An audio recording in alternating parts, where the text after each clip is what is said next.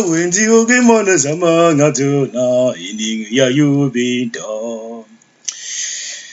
Bonjour tout le monde, je m'appelle Ekwage. Aujourd'hui, nous allons parler d'un sujet qui intéresse beaucoup les frères et autres. Il s'agit de quoi? Il s'agit du nunchaku. Parce qu'à plusieurs reprises, j'ai eu des frères, des amis, qui m'ont demandé qu'ils voulaient apprendre le nunchaku. Enfin, simplement, ils veulent que je leur fasse un petit tutoriel. Et comme vous savez, Ekwage est un homme de parole, je vais tenir ma parole. Et aujourd'hui, nous allons faire quoi? Un tout petit peu de nunchaku. Le nunchaku, comme je vous dis, hein, comme par exemple l'exemple de celui-ci, vous voyez, c'est du vrai nunchaku. Celui-là, il est vrai. Il est composé comme celui. Vous pouvez voir au milieu, il y a environ 7 maillons métalliques, ok? Donc, ils forment une chaîne. Et de part et d'autre, vous avez ces bois-ci, ok? Qui sont vraiment du bois solide. Alors, allez-y doucement parce que ça fait très mal lorsqu'on se trompe sur le corps. Et si on était en plein mouvement, oups, ça fait très mal. Doucement alors. Alors, pour commencer, il y a des exercices très simples le concernant, ok? Pour le saisir, premièrement, la saisie dépend simplement de quoi? De la portée, la distance de votre adversaire, premièrement, et de la quantité de puissance ou d'énergie que vous voulez injecter à l'intérieur.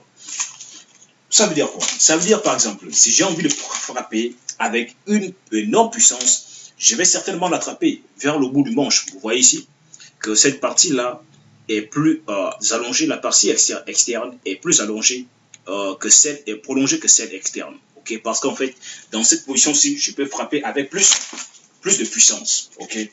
Maintenant, si vous voulez simplement allonger votre portée, vous l'attraperez certainement vers le bout du manche à l'extérieur. Voici ce que je suis en train de dire. Pour ceux qui ne voient pas, là, vous voyez, voici l'extérieur ici, comment il est tout petit. Vous voyez comment je l'ai raccourci ici.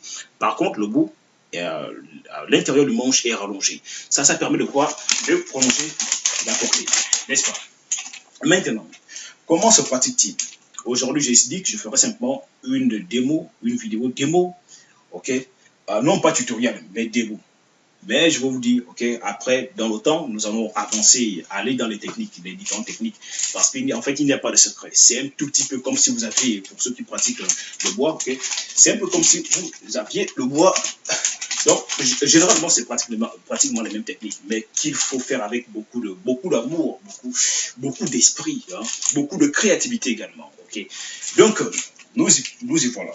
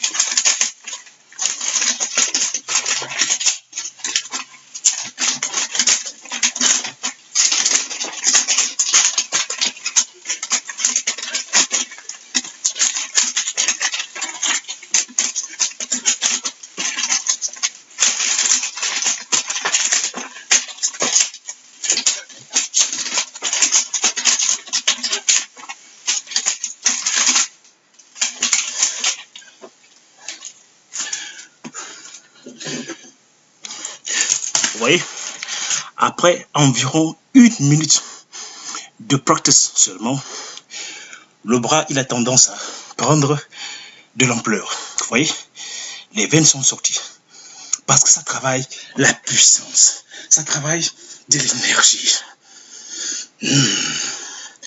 Merci.